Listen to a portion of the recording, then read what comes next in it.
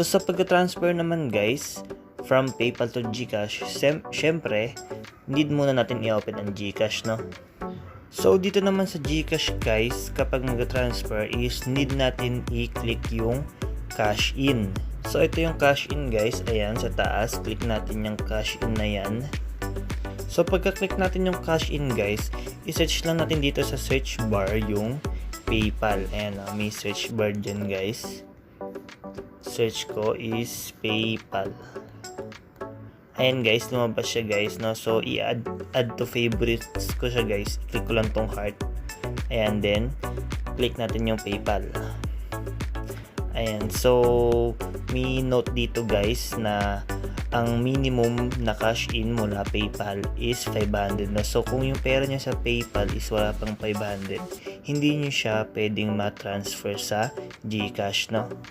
So ayun guys, nakita dito yung balance ko sa PayPal. Ayan yung kanina 1,016. So ilalagay lang natin dito kung ilan yung gusto nating i-transfer na pera papuntang GCash, no? So ako i-transfer ko na yung 1,000, no? Sasaktuin ko lang na 1,000 para naman may tira kahit pa para sa ating PayPal, no? So yan, nalagay ko 1,000, pinutin ko yung next. Okay, so you are about to cash in 1,000 pesos na. So click ko lang tong confirm.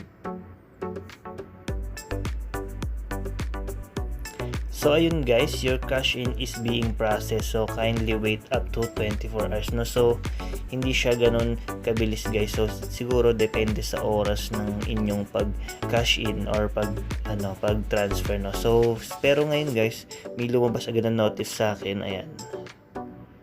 Ayan, so you paid 1,000 pesos to G Exchange Incorporation, no? So pili ko na receive ko na yung 1K. So click ko lang tong done.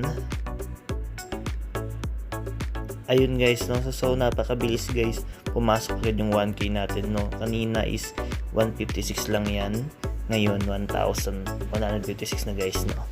So i-sure natin, punta ulit tayo sa PayPal kung nabawas ba talaga yung 1K. So ayun guys, nakikita nyo yan, 16 pesos na lang ang natira sa ating PayPal. Then ito yung kumbaga yung proof niya na nag-send nga siya doon sa ating GCash, no? So kung napapansin nyo guys, wala siyang fee, yung parang service fee, kasi sakto lang guys. So kanina yung balance natin is 1,016, then minus 1,000, ayan, walang nabawas, no? So dati kasi mayroon siyang mga service fee. So ngayon siguro mas umokay na is wala na siyang charge. So hanggang dun lang guys, sana meron kayo natutunan. Kung bago lang kayo sa channel natin, huwag nyo kalimutan mag-like and subscribe. Peace out.